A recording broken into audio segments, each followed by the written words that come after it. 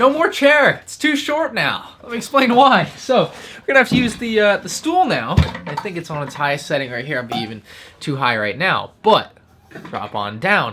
I got a PC, and so my iMac, which I usually use to film these, is not here right now, so like I'm doing this a completely different way than normal, but regardless, welcome to the new episode of Ask M&R Productions. Happy Tuesday, everybody. Hope you guys are enjoying your week so far. This is the series where I answer your questions, so if you have a question you want to answer in next week's episode, leave it down in the comment section down below. It can be about LEGO, it can be about me, it can be advice you need, it can be about anything you really want it to be. First one from Brick Army Productions. He says, in your opinion, should scalping be illegal? Yes or yes? And he says he's talking about scalpers setting up bots to buy out stock within the span of 3 seconds and cancel orders, and after that they resell with a 50% price increase. So scalping as a whole is obviously generally seen as a bad thing, and I do agree it's generally bad, especially when you are doing it in a not so fair way, such as using bots to purchase things. If you're a single person pressing and clicking on things with your physical hand to buy something, I don't see that as anything that's particularly unfair to any other consumer out there trying to purchase a product. The bots is where I would draw the line personally.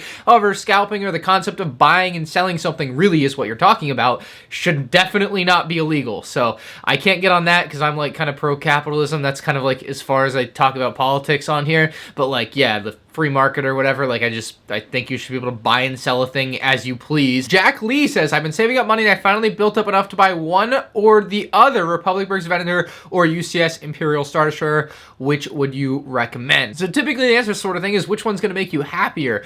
And like the deal is with like any custom set, really, you're looking at two things that cost the same amount of money, but you're going to be getting significantly less Lego pieces, which a lot of people seem to care a lot about how many pieces you get for your money, with the Republic Bricks Venator. It's just a fact. You're just, no matter what, with anything custom, you can't scratch the surface of what you can get value-wise out of a Lego set. However, the fact of the matter is, Lego doesn't make a UCS Venator, so that is like the purchasing case for the Republic Bricks one. However, to continue on to the dog pile there, you're going to get used pieces. They're not going to be all brand new like you will in the Lego set, so it becomes a bit of a tougher choice there. Like, if all the Republic Bricks pieces were brand new, I would totally tell you go for the Republic Bricks Venator over the Star Destroyer, just because the Venator, I think, is really dope, and Lego generally doesn't make cool Clone Wars stuff like that, so like Republic Bricks is filling a really nice area in the market right now, but unfortunately he doesn't sell stuff with all new parts, because if he did, the stuff would just cost way more, like close to double what it costs now in some cases. I think personally, if I can only have one, I would stick with the LEGO Star Destroyer, just because it's a Lego set, you know, it's tested and it's gonna hold together over the years, probably better than the custom model. Jared says, what do you think about Legoland adding Peppa Pig Park? It's not Legoland anymore. It's now Legoland and Associates? Or do we have, can we comment names down below for like a new name for Legoland, since it's no longer just Lego stuff? Unless they make Lego Peppa Pig, maybe. But as far as I can tell, the tie-in with Peppa Pig is just Peppa Pig, like, as a section to Legoland, which is kind of dumb. So yeah, they are really grasping at straws there for Legoland, I think. I think they're just kind of like out of stuff to make for Lego that they can make. Like, they can't do Star Wars because Disney won't let them, type of stuff like that, to get rid of Miniland and all that, which is a bit of a shame. So yeah, not cool, man. Don't like Peppa Pig. I mean, obviously I don't like watch it because I'm not 3 years old, but like, geez, man, like, you're really gonna throw that in Legoland, huh? That's not sacred anymore, is it now? Zach says, do you think that colorblind AFOLs have a hard time with Lego, and if so, what do you think Lego or its community could do to help? I wouldn't know the true answer to this as to whether or not people that are colorblind have an issue with it. I mean, you can, if you are colorblind, you suffer from that, definitely comment below, let people know, I suppose. But as far as like, is there anything people can do to help? Not really, as far as I would be aware. I mean, I know there's like glasses you can get to correct your color blindness, I think, unless the Logan Paul video is BS or whatever, but like, I think that's a thing which could help them with that. But unfortunately, it just doesn't seem like the type of thing that a company can really go out of their way to solve. Like, if it's a video game, you can just add a filter to your video game to like make the color blindness, that type of color blindness they have, fixed or whatever. I know in Call of Duty, there's a few options for colorblind filters, and you can like make it better for yourself if you happen to suffer from a specific type of color blindness, or one of the common ones, or whatever it is. But like, with a physical product that Lego's producing, I don't see how they could really do anything to alter that. Although I've never seen anybody, I think, and I read a lot of YouTube comments and I see a lot of people talk about Lego stuff, I don't think I have ever seen anybody talk about having a hard time building Lego because they are colorblind. And kind of in this vein of like things that set just, you know, affects such a small number of people, or like in the scheme of Lego stuff, like most people building Lego don't have an issue with it, whether or not they're colorblind or not. I actually found out the other day that Lego is, you know, the instruction manuals that you get with Lego sets, you know, the paper ones. Everybody knows what those are. So some of them recently with the new adult stuff and everything have had all black pages. And personally, as someone that has eye floaters, it's the reason like all my backgrounds here are black on my computer, and why I use night mode on everything, and why I put a black blanket on my table when I like build stuff on it, is so I don't see my floaters, because on like a white background or bright surface, or like that's why I wear sunglasses all the time. Like I have eye floaters, like I don't know how else to explain it, and I don't see them very easily on dark surfaces. So like the black Lego instruction pages were a absolute godsend for me. I loved it. Greatest thing ever. Like really awesome to see from Lego, because the lighter page instruction booklets, I would see my floaters on them when I'm trying to build, and it's really annoying for me. And so like it made building a lot more relaxing for me versus being super stressful if I like see them flying and everything. I don't know, just like rather annoying. But apparently a lot of other people had issues with like being able to actually see the pieces on the page, so they complained to Lego, and Lego announced or something that they won't be doing any more all black instruction book pages. And it's just one of those cases where it's like, well,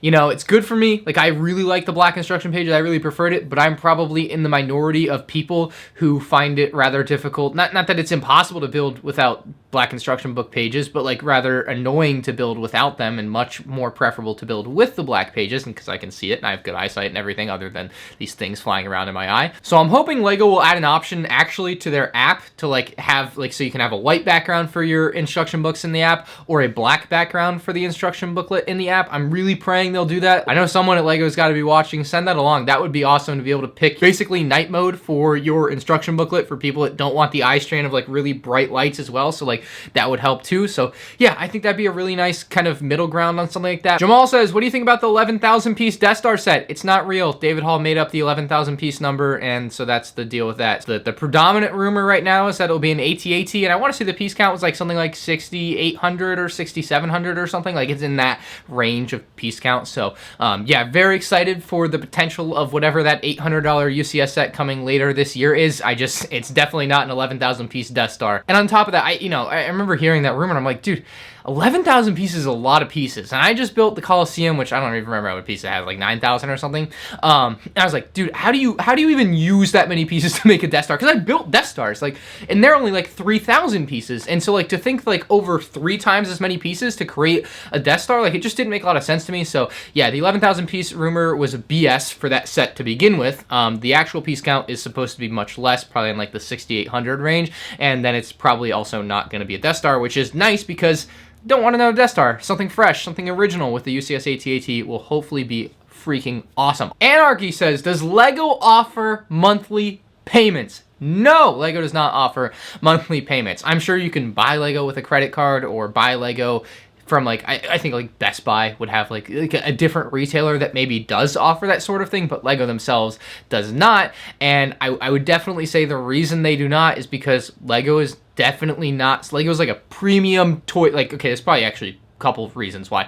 One, Lego's like a premium toy brand, so like they think themselves very highly. They don't like their products even going on clearance. They very strictly control how it can go on sale, stuff like that. And so like they don't want people to see, like, something like that would certainly devalue their product. Like I know like you can think about it however you want, but like that idea that, you know, people are gonna put it on layaway or whatever, like just for whatever, you know, mentally will devalue their product in a way to them. We're getting a phone call. Who's calling? Oprima el 1 ahora para ser transferido a un especialista o oprima el. I don't know why I get crap phone calls like that all the time. But Lego is not something people should be buying if they don't have money for it, type of thing. Like Lego is definitely not the sort of thing people should be like going in debt to get. So I think that's another really solid reason for Lego to not have monthly payment plans for their products. Is it's really something you should only be buying if you can afford it. You should not be putting your like house in jeopardy. I don't know how a lot of it works exactly, but like you don't want to be in debt to buy a Lego set realistically. Logan West says, what do you think of the new Winnie the Pooh set coming out? I'm really excited. I liked Winnie the Pooh a lot as a young kid, probably until I was like 5 or 6 or whatever, like most kids. And I haven't really thought about it a lot since then. As you do, you kind of move on and grow from those things. So yeah, I'm just excited to like kind of get it and have some like nostalgic memories about Winnie the Pooh, I'm sure. gonna buy it on day one, probably build it, whatever, do a review, and that'll be that. And I probably won't think about it too much after that. But I mean, I just think it's a fun set. I think it's something neat. I think it's better than Sesame Street for sure. Like I like Sesame Street when I was young too. Probably not as much as Winnie the Pooh, but like I like Sesame Street nonetheless. And like that set didn't just didn't do it for me. But this one does look pretty cool, and I am definitely gonna go out and get it. I think it's a neat one. Paul says, "Who is the hottest Star Wars figure?" I feel like I gotta do like a TikTok, like where you do the faces and you do don't cancel me for this, and then you do like you point up or whatever. CT says, "What do you think about the Bad Batch streaming on May 4th? Do you think it should have started streaming earlier? Do you think May is the perfect time?" I think May 4th is quite literally the perfect date to start streaming. I think for one, it's like the 1 year anniversary of the Clone Wars ending, which is kind of like a good point to pick up from, I suppose. So like there's that. But yeah, I just... May 4th is a good day to start streaming your new Star Wars show because it's literally Star Wars Day. So yeah, I don't know why you would do it any other day. Like, to have it 2 months earlier is kind of like if it was coming out right now, like, I don't know, just wait 2 months at this point. I'm sure the show's pretty much done for the first season at least, and then, you know, they'll go from there. So yeah, May 4th is the perfect date. And it's kind of been something I've seen with the LEGO Star Wars sets that I've thought was kind of dumb for a while, especially in recent years where they've kind of released these mini waves in April. So they have, you know, your regular wave in January, your regular wave in August that usually come out every year. So January 1st, August 1st. And then they would do this wave on like April 20th. And I'm just like, why not wait 2 weeks or like literally 10 days and release it on the same day as your May the 4th UCS set? And for LEGO Star Wars, May the 4th UCS set doesn't literally mean it will come out on May the 4th, but it will come out for LEGO on the day that those promos start. So like it'll be like the weekend or whatever. So like April 30th through May 4th, this promo is going to run for May 4th. And it's like this whole week of celebration or whatever, celebration being a marketing gimmick, but you get the point. So I always wondered why LEGO didn't just like release stuff on May 4th, like all of it together at once, or May 1st or 2nd or whenever they would do it, versus like you waiting. So yeah, I think Disney's doing it right here versus what we see LEGO do sometimes. Mark S here is apparently sitting on a gold mine. He says, "Hey Ryan, should I open my 10030 Star Destroyer, my 10143 Death Star II, and build it, or is it a waste of money because the building experience is wag? I've had them sitting around in my garage for the last 14 years. Well, the money's already spent, so I wouldn't call it a waste of money at this point for sure.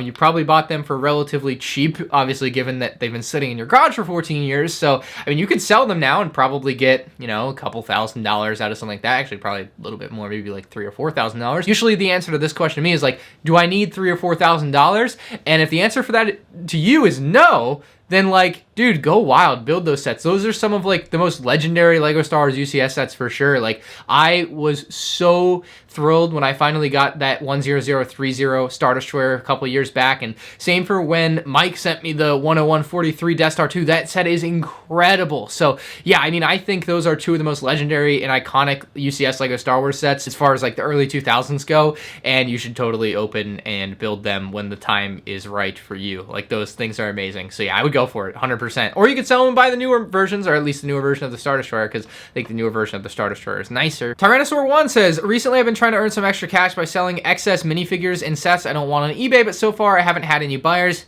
Any selling advice?" So the first thing that came to mind when I read this was lower your price. You literally just might be asking for too much money for something, and unfortunately, just because you want an amount of money for something doesn't mean you're going to get that. So you have to keep that in mind. I'm assuming you're trying to sell it as a buy it now item. If you're doing an auction, so eBay auctions, generally you're just going to want to start it at like $1. You're going to want to start it dirt cheap, because no matter what, it's gonna you know, go for about market value, because if it's below market value, someone's going to come in and bid for it because they're going to be like, oh, it's a good deal, and then it eventually just gets up to where it's supposed to be. So if you're going to do an auction, just start it low. Like, don't start at an auction for something that you want to sell for $120 at $110. That's just dumb, in my opinion. If you're doing the buy it now route, you can certainly list it, do buy it now, and also add in offers, like do buy it now or best offer, so that people can send you an offer. Now, sometimes you're going to get lowballed. Don't get offended. Just say no deal. You know, you don't have to accept their deals, and you can always give them like a rebuttal, like a counter offer, and, you know, maybe kind of meet somewhere in the middle, somewhere where you're happy with the price you're getting for it. The other thing I was going to say, especially so it sounds like these are things you physically have,